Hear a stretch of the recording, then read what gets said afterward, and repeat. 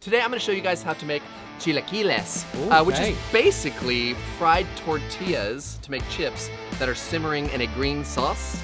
We're going to make this with some eggs, some sausage. It's going to be gorgeous.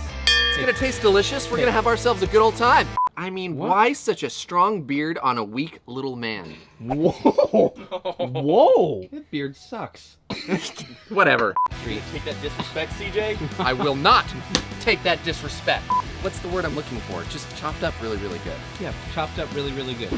We're gonna do fried, because it's gonna look better. Get it to where it literally is soaking in there. It's just fun to say. Mm-hmm. Is it fun to eat? Uh-huh. Love the burners. Eggs, shocks, lucky. Because Def Leppard only had one arm. It's not my bit. So come on, everyone, it's CJ's first